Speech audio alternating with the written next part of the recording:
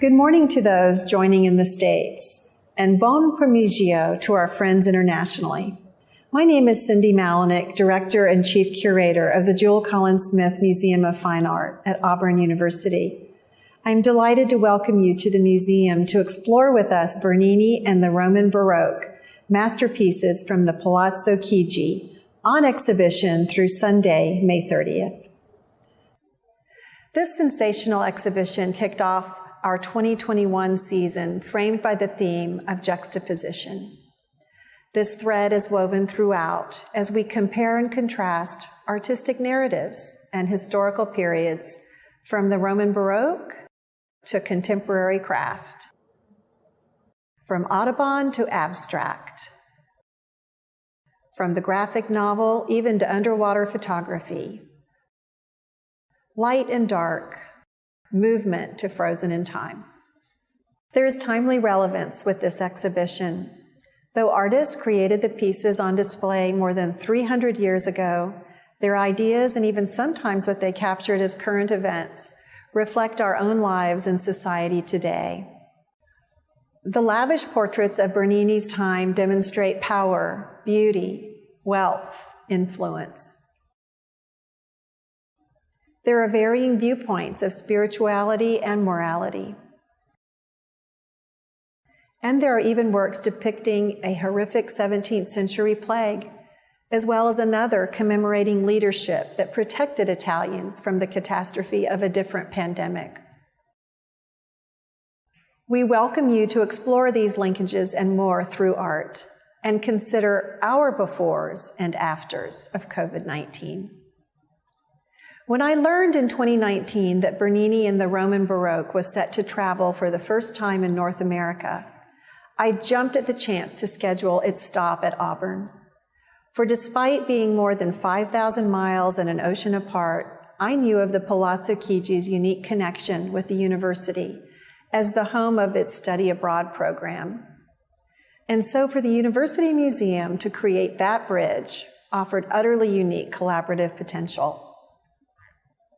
Palazzo Keegee represents one of the major cultural centers on the outskirts of Rome, with a permanent collection on display and numerous cultural and educational activities.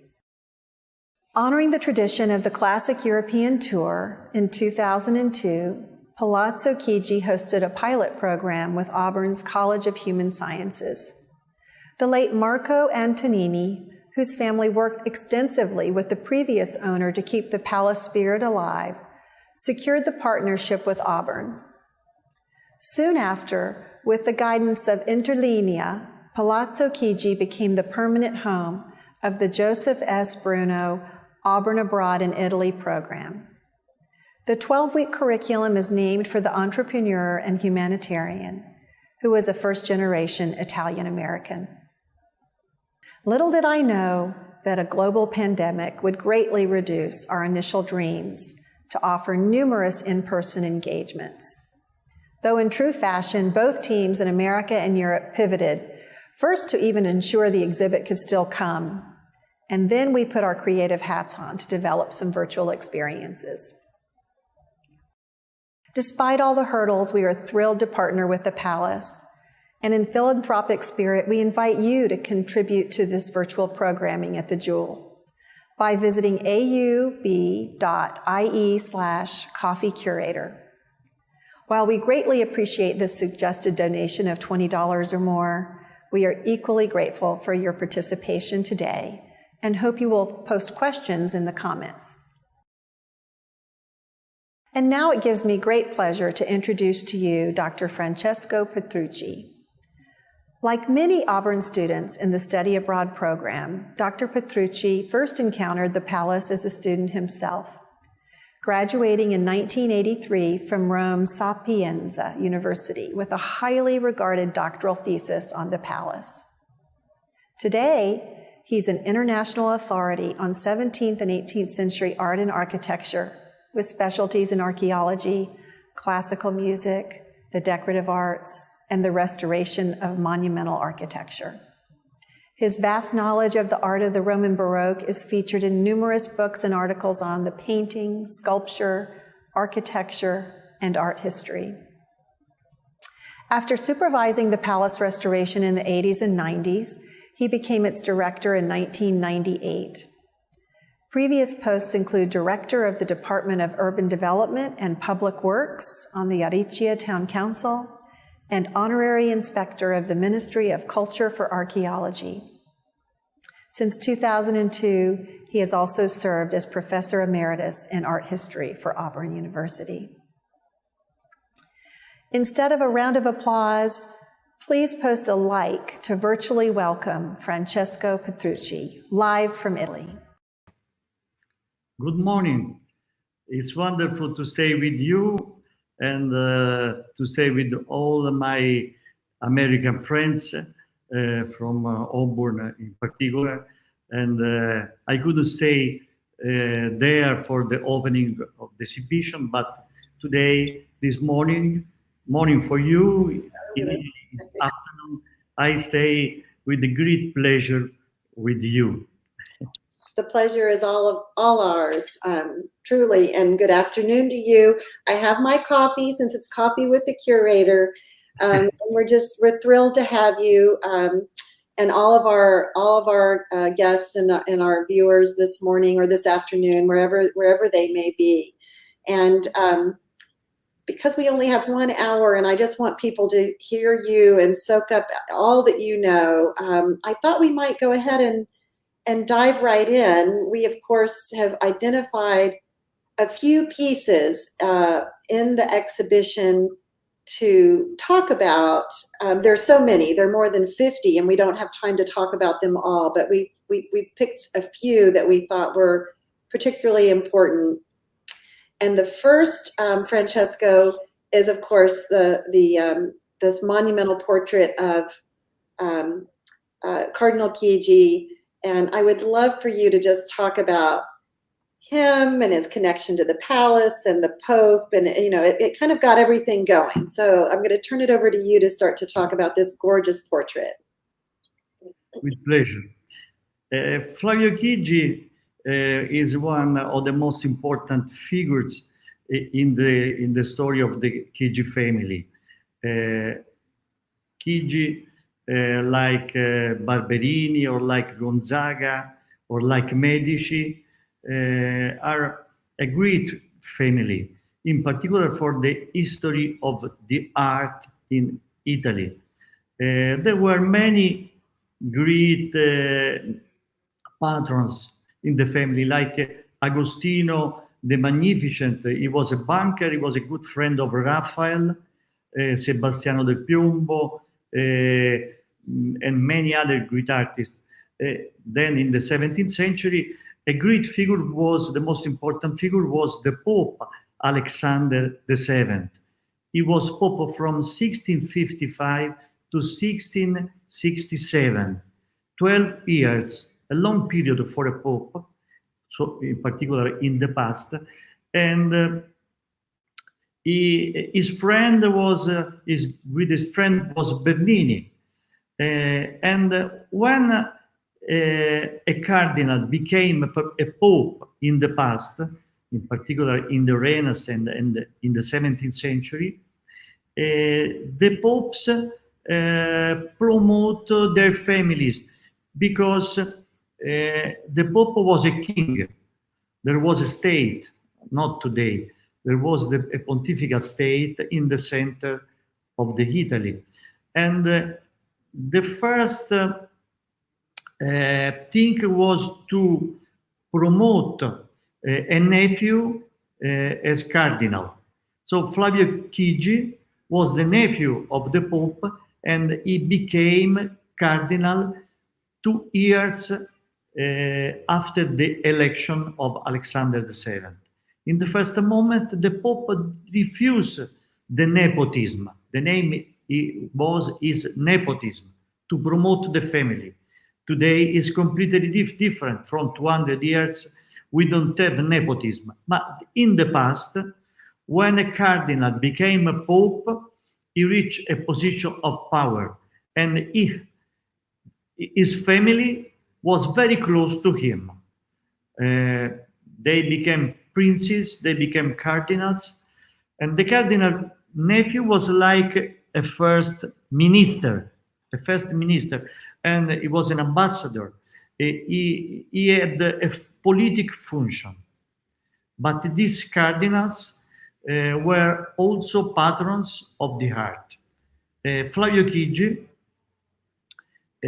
was a man with many interests in music, in theater, in architecture, sculpture, decorative arts, painting, and he created the Keegee collection of art.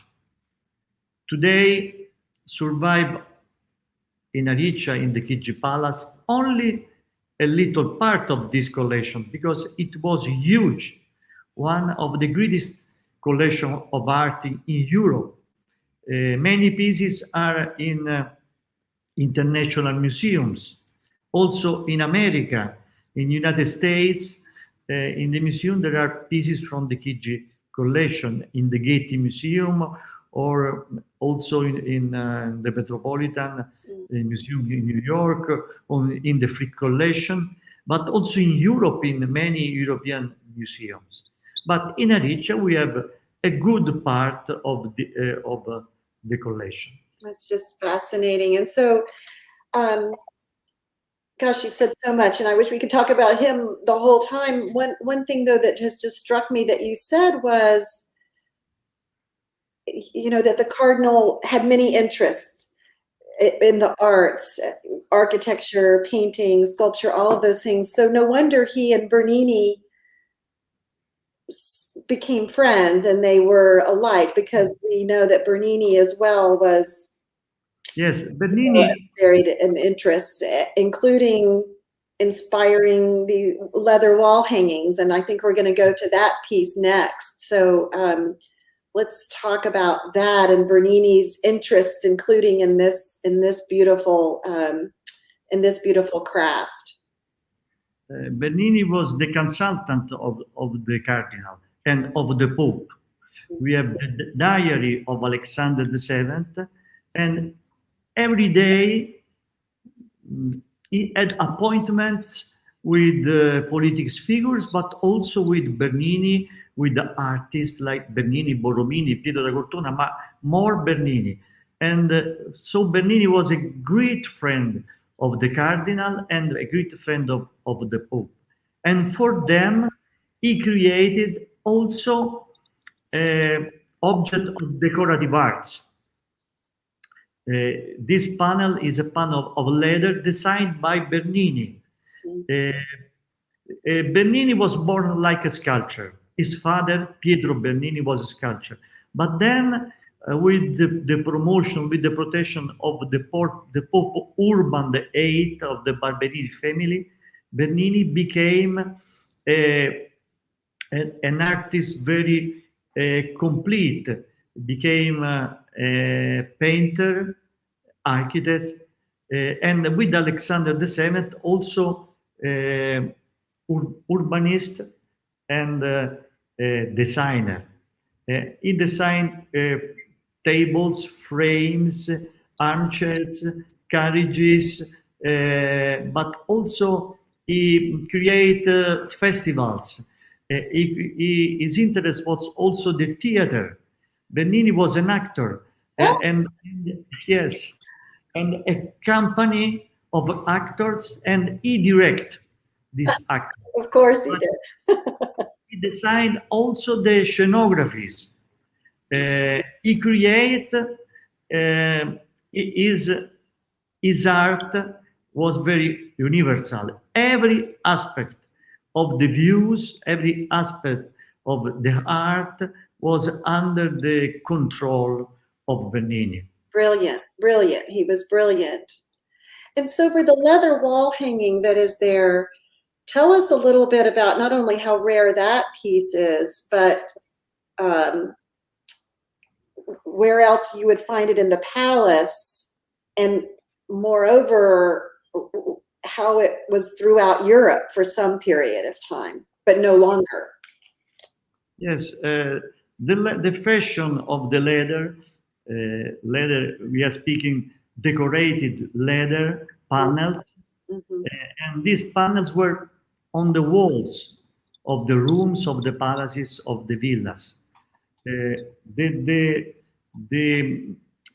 technique came from North Africa, from Morocco, and it passed in Spain and in the Renaissance in the 16th century from Spain. From Spain, it arrived this technique in all Europe. The center in Europe were Amsterdam, Right. Anversa, Rome, Venice, and in Rome in the 17th century there was a great production of leather. We have Roman leather, and many of these panels were decorated following project and of Bernini, like this. You can see the leaves of oak in relation with the Keegee symbol. The Keegee symbol are 6 mountains with a star and an oak. Keegee della Rovere, because the Pope Julius II gave to the banker Agostino Keegee his name. The banker gave him money, and he received only a name, della Rovere. Some things never change. Some things never change. Well, next to or hanging above this leather piece, this tooled leather wall covering, we have a gorgeous bronze lamp, and there are oak leaves, I believe, that is decorating that. But there's also the 8-pointed star. And would you talk to us about this piece? Not only the symbolism, but how it's made and where it used to hang, all of those things. I know everyone would love to hear about that. You have to think that in the Baroque period, every object, every piece of art had a function, but in the same time, it was a symbol. And there was a concept under the forms. In this case, Bernini projected a lamp for the Keegee Chapel in Santa Maria del Popolo. Santa Maria del Popolo is a marvelous church in the Piazza del Popolo, in the entrance of Rome. This is the gate, Porta del Popolo, the entrance in Rome from the north, and the church is close to the entrance. So it was, for many centuries, the first church entering in Rome, in this square in Piazza del Popolo. And Alexander the Seventh commissioned to Bernini the restoration of this church, and but before Alexander the Seventh, the banker Agostino Keegee gave to Raffaello Sanzio the commission to project the Keegee Chapel.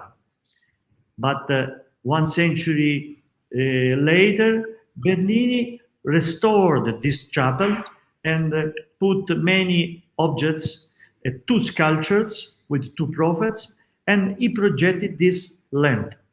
3 angels carrying a crown with the stars.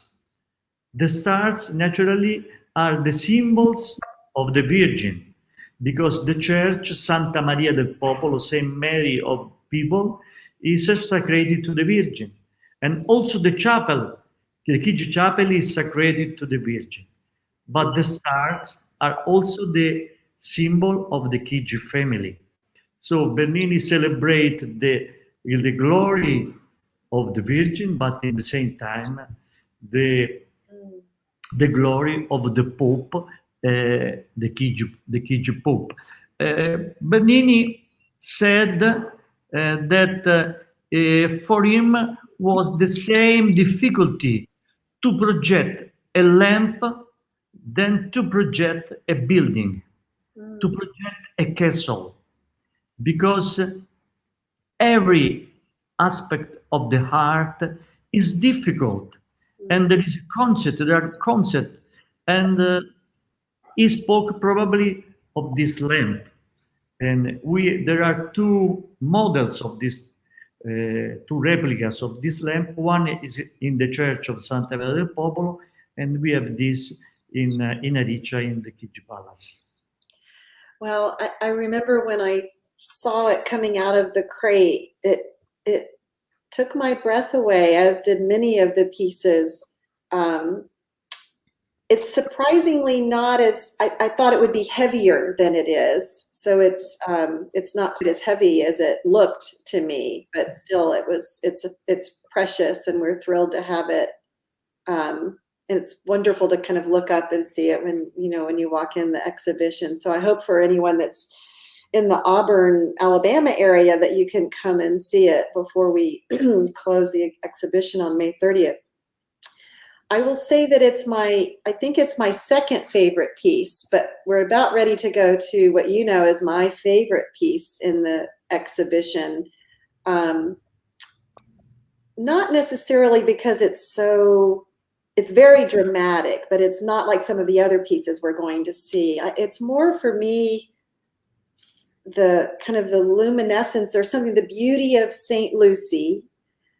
And then as I started to learn more about her story, and then when I focused on what she's holding on the platter, so I think we're going to show that piece in just a moment. But I would love for you to start to talk to us about, some of the religious pieces. There are many that have religion as an underpinning, and especially St. Lucy, that you can start to describe when we pull that up on the screen. Yes, St. Lucy is a marvelous painting. In fact, I saw today that in Wikipedia, Italian Wikipedia, when we see Santa Lucia, the image is our painting. So everybody considered this masterpiece of Sassoferrato. Sassoferrato was a classicist. He lived in the 17th century, but he looked to the Renaissance. In particular, his model was Raphael, and he wanted to express the harmony, the beauty, and the artists are the only person who are able to enter in contact with God, because they can create harmony, beauty, imitating the God. And so the popes, the men of culture promote artists, because the work of the artist was the demonstration of the existence of God. In this case, there is a symbol, because Benedetto Croce, a famous Italian philosopher and idealist, saw that in the art there is the form and the content, the essence. The content, the significance, create the form. But then the form transform again the content. In this case, the idea was to express the martyrdom and the iconography of Santa Lucia with the darkness of the back, because she was blind. She is the pattern of blind. And so she could see God with the eyes of the faith, of the grace. And her eyes are on a plate. She was a martyr. She died under the persecution of the Emperor Diocletian. It was a terrible period for the story of the Christianism. Many Christians were killed, but she refused the paganism, and she wanted to stay in contact with poor persons, help the person. and to live with Christ, and then she became a martyr. And but she is today the patron of many Italian cities, in particular Syracuse in Sicily. She was born in Syracuse and she died there. So I think we're trying to get some close-ups of it, but there's all of the dark clouds kind of behind her. There they are. And then, but again, her face is just bathed in light. And her hair ribbon has such movement. It's just, and these bold kind of sections of color. I just, this is my favorite piece of all that have come. And it really is so moving when you think about a young woman and her persecution, as you just said. Yes. In every Baroque, for the Baroque art, the light is very important. Right.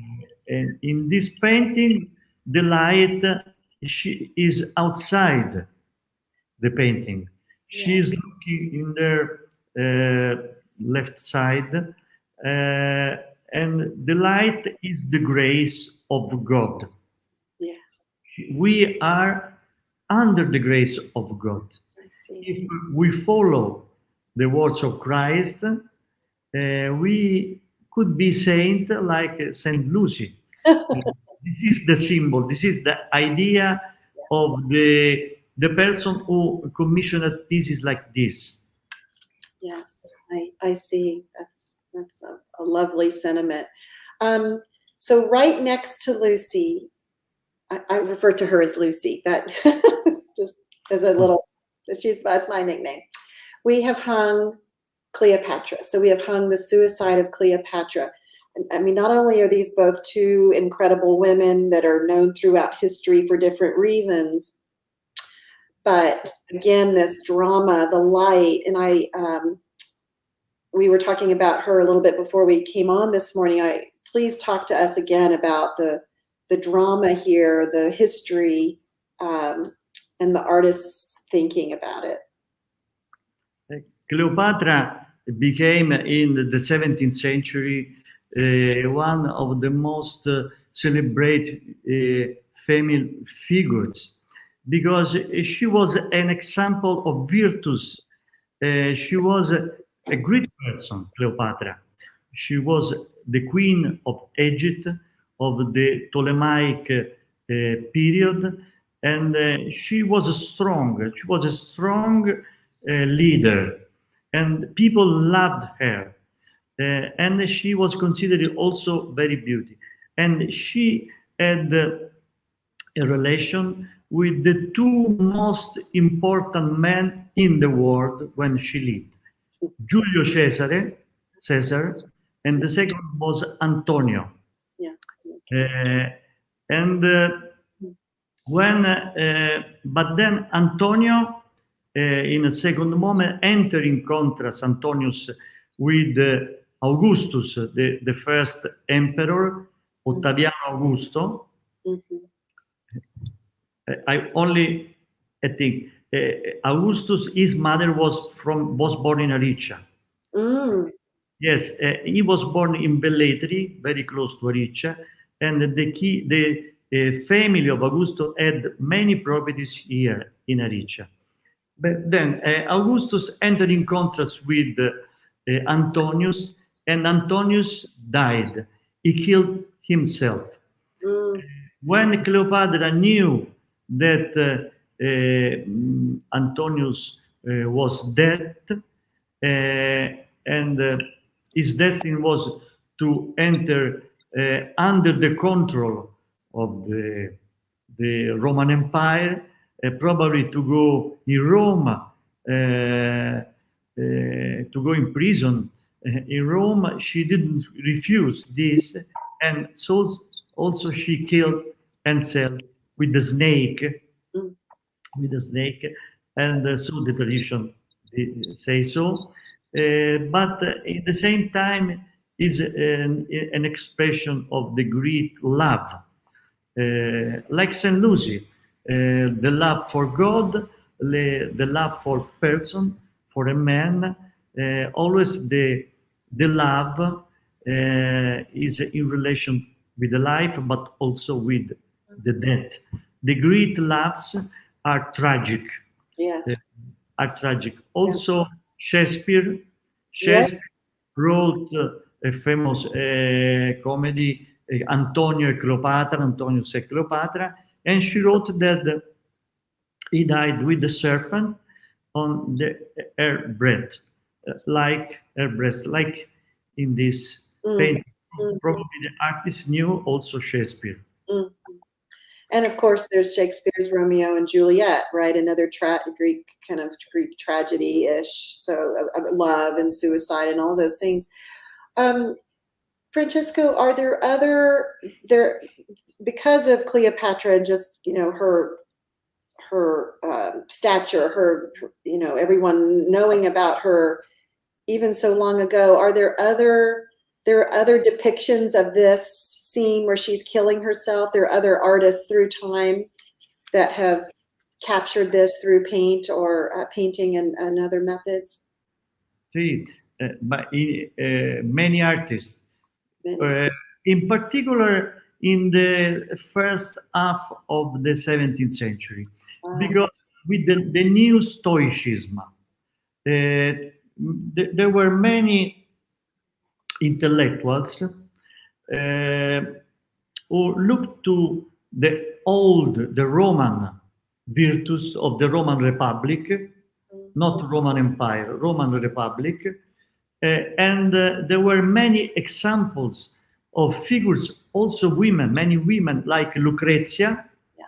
They died for sacrifice their life for the virtues and for the freedom. So we have many great women celebrate in the art of the 17th century. Not only saints, but also normal person or queens or Yeah. Again, some things never change, right? Sacrifice and capturing that through art. So the next piece that we're going to talk about is by far the largest piece. It weighs over 200 pounds. So it was quite something to see this come out of the crate.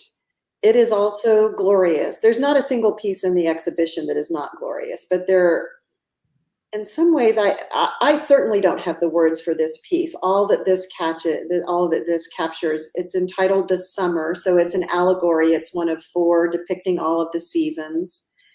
And just start talking to us about this piece. What do you see? What do you know? Do you even have favorite little components of it, or just share with us your wonderful insight? Yes, this painting is one of the masterpieces of the Keegee collection, and also is one of the masterpieces of the Baroque painting in Italy. This painting is a part of a group of 4 paintings, and they represent the 4 seasons. But the curiosity, the particularity is that the figures were made by a specialist, in this case, Carlo Maratta. Carlo Maratta, after the death of Bernini, 1680, became the first artist in Rome and in Europe. He had many pupils from all the continents coming in Rome to study with him. Many followers. He created a style, and he had a long life. He died in 1713, and he became also Knight of Christ. And he was Prince of the St. Luke Academy, the first academy in Europe for artists, and he was the prince for many years, for all his life. And so it was a very great figure. Carlo Maratta or Maratti promoted also the New Raphaelism. Mm. In this period, like Sassoferrato, Maratti looked to Raphael. Raphael was celebrated like the king of the artists, of the painters, the highest expression of the art. But in this group of paintings, there was not only Maratta, but also Giacinto Brandi in the winter, in the autumn, Bernardino May in the winter, and in the spring, Filippo Lauri. But the flowers were made by Mario Nuzzi, called Mario de Fiori, Mario of the Flowers, because he was so famous that in Rome, when he was living, he lived in Via Mario de Fiori.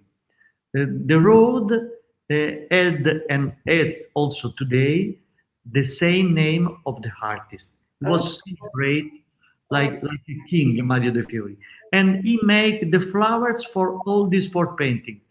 And so we have two hands: a painter who made the figures and a painter who made the last painting, the flowers. But Mario de Fiori painted the flowers like figures. He's not a botanic classificator of flowers, but the flowers move like the figures in the space. They live like the figures. Maratta, the figure of Cerere, is in relation with the cultivation. She was very sad because the god of underworld, Pluto, raped her, and she went to live underground in the underworld with him. And so Cerere interrupted everything. No cultivation, no fruits, nothing, no food.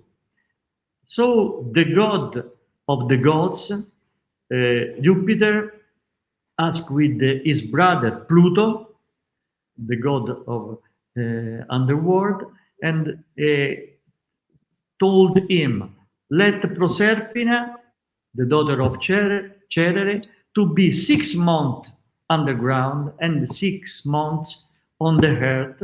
So Cerere continued to produce cultivation and the life of the man, of the humanity.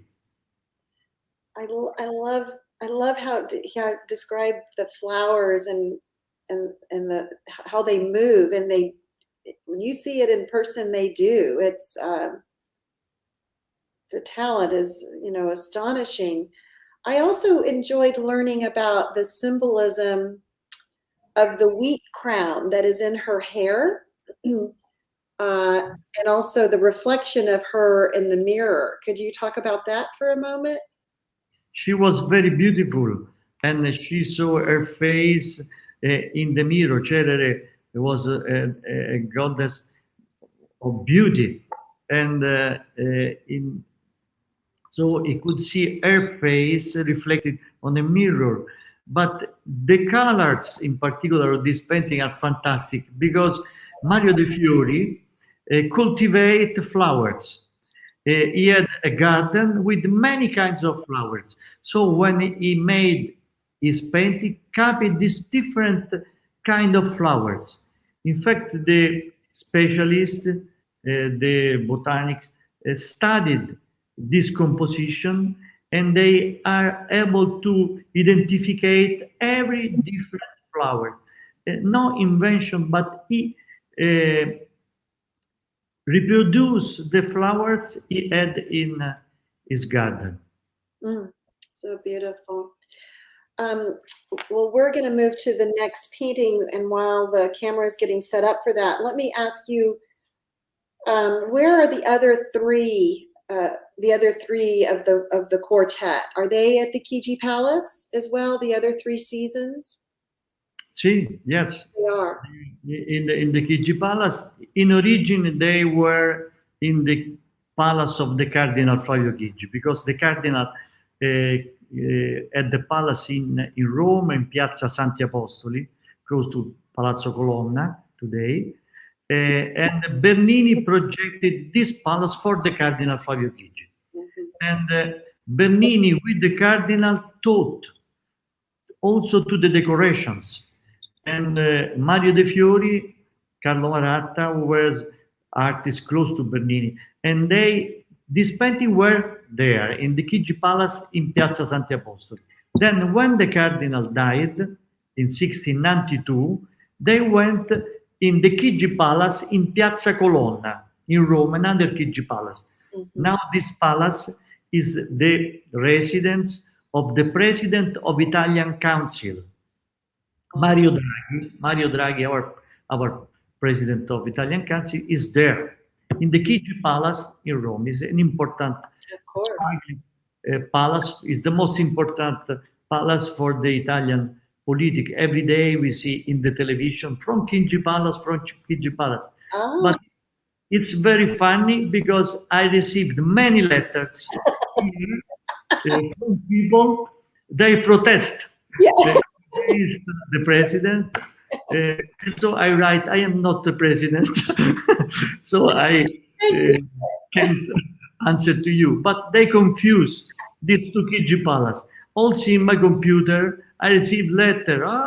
Why these reforms? I don't like these reforms, but I don't make reform. I'm only.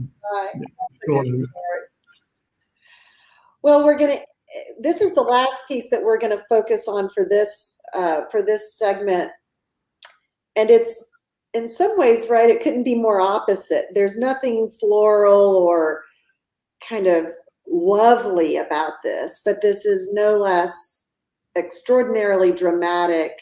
And this is the piece that is by Bernini that we have on exhibit. So, and I was so fascinated to learn about his interest in mysticism. And I would love for you to talk now, Francesco, about this wonderful piece, the Sanguis Christi. Bernini said, I want to drown my sins in the blood of Christ. Bernini was very religious. This painting is very dramatic, very strong composition. Bernini designed, made a drawing, and then called an artist, Guillaume Courtois, that called Borgognone, to transform this idea in a painting. And we have three versions of this composition: the blood of Christ, or the sea of blood, and one of this composition was in the bedroom of Bernini. And every day, when he was old, Bernini was about 70, 72, 73 years old, when he created this very mystic composition. And every night he looked this painting and he prayed.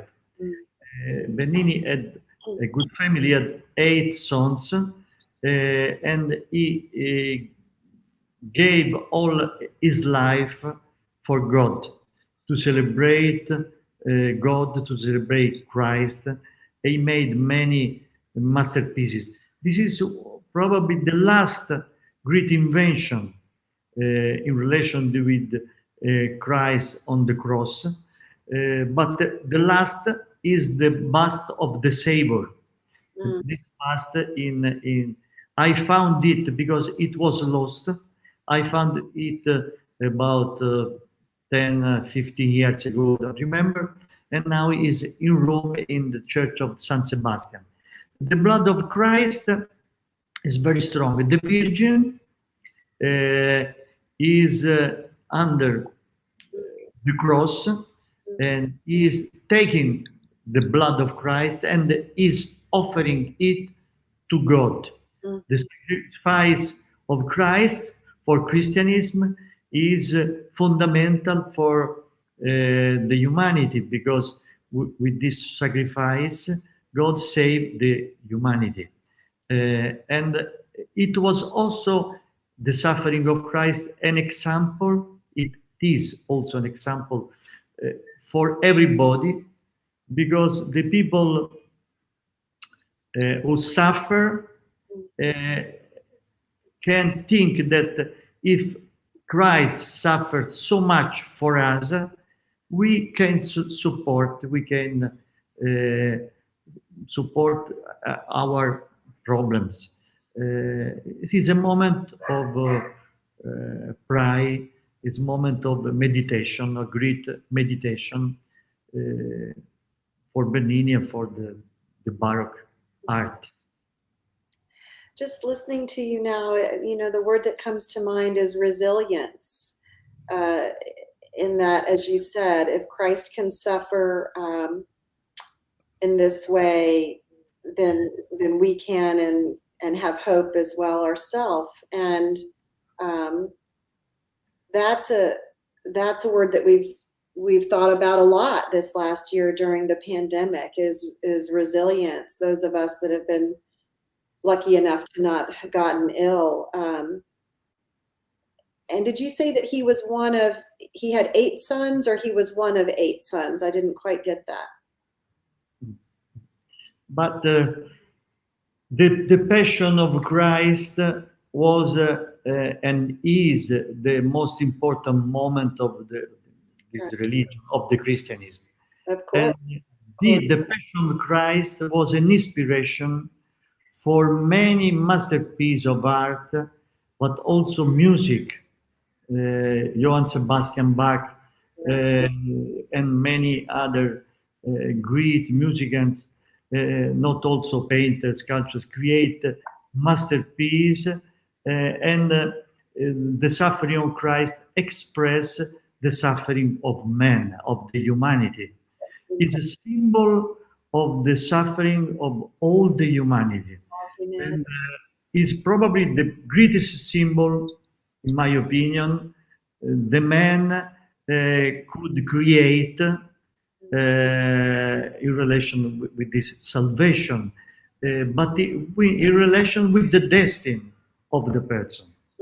Is an incredible moment of meditation, and we are Christian, we are lucky to have this model, this great model, because I think that the example of Christ is important for everybody.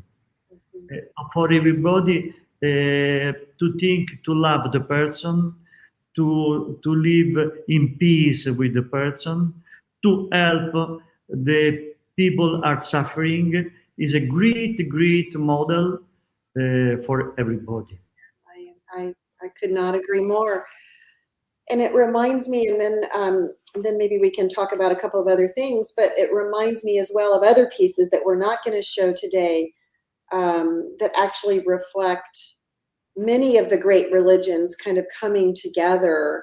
And it's a reminder again of the time period and how the world was starting to flourish, and different and overlapping perspectives, and again, different ideas around spirituality and morality, but all having similarities as well, and some of which again are depicted in some of the other pieces. So for these pieces, Francesco, when you think about their age and how we hope that they last for centuries to come, what do you do? What are your what's your process? How are you tracking them in terms of their safety, their conservation? Do you do you have some sort of schedule where pieces are reviewed, conserved, cleaned, that kind of thing? Because they're so glorious, we don't ever want to lose them. But it was, and it's also today, a great work, but it's also a great passion. Yes. Yes. Without passion, without love, we can do nothing. I agree. I agree. The love is the most important thing in the world, our life. And so I had a great passion for this place because when I was a student, I studied this palace, and then I helped the administration to find the money to buy this palace, and then I became the conservatore, the director of this place. And the first problem was to restore all these pieces, all these paintings. So um, uh, I began to collaborate with Italian institution, with the superintendency. We have a superintendency about art, and they help us to restore. Then with the Istituto Centrale del Restauro, is an institution but the restore. They have also students, and we collaborate again for many years. Also today, we are in collaboration. I give them paintings or objects, and they restore for the school and for us. But at the same time, I had a relation with the private person who help us to restore, or sometimes we give paintings for exhibition, and they give us money, so it's possible to restore. So we have made, but also in the palace, we made many restoration. In particular with my brother Daniele Petrucci. Daniele is an art historian, but he is a very good restorer. And he restored many objects, many frames, many furnitures, and we are working. And in this year, in this terrible year for all us, for the humanity, we close the museum. Yes, of course. But we work. We every day we work to restore, to project a new disposition, to promote the palace, to study on the inventories, on the documents. So we work probably better than before because I know. nobody is here. Because in the Keegee Palace we have also concerts, many events, meetings, conferences, concerts, many activities every day. Yeah. But in last year, no. So it was possible to cultivate, to dedicate our time to other things, Exactly. important things. And now I know you all are getting ready to greet a new class of students from Auburn coming next month, and I know that must thrill you. It must thrill everyone there. It's a great emotion because this palace in the past was a place where many people stay here. Sure. Then for a long period it remained abandoned.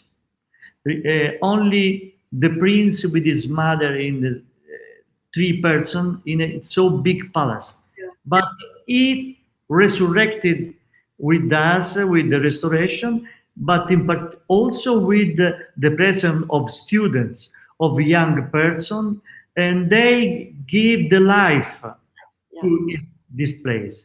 Without them, this place is dead. Places like this are for the people, Exactly. not for me. I am studying here, but not for me. I work for the person. And so the presence of these marvelous students, because they are fantastic. I knew in this year very nice person, fantastic students, girls, and they remain in good relation with us, with me, with Maurizio Antonini, with Roberta, and we are waiting them. It's a great emotion for me.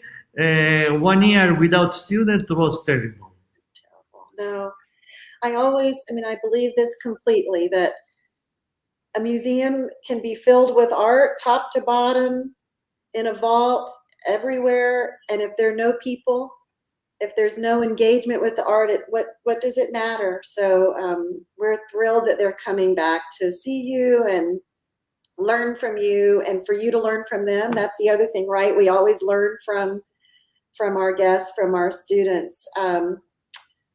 And so we're only have about 5 more minutes left. I don't know if we've had any questions come in, but I thought we might just end. If not, first of all, to say that we'll be back together in 2 weeks at this time for you to share with us from the palace itself, and just what a remarkable opportunity for those of us that have never been or are not able to get there right now. So we look forward to that.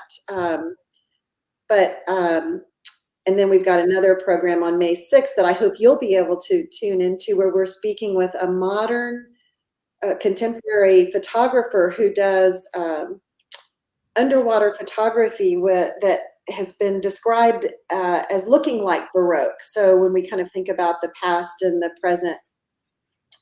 But you should know that there have been lots of your former students that have written in to say hello. And I just wanted to give you perhaps the last word to say anything else that's on your mind as we tie up today. Yes. These places, your museum, I knew you only in these last weeks, only through the video, only. But I appreciate your passion, your sensibility very much, and I hope to see you directly, not only through a computer, a PC. We live in places for education of the people, and the first objective, our objective is this: to help the person to know new things and to educate, in particular, young people. Exactly. And as you and I know, we've talked just a little bit about maybe another exhibition, maybe in 2023, when it's the 20th anniversary of the museum here at Auburn, and also the 20th anniversary of the Study Abroad program. So let's get working on that right away. Perfetto. Wonderful. Very well. Well, thank you so much. You've got my deepest gratitude.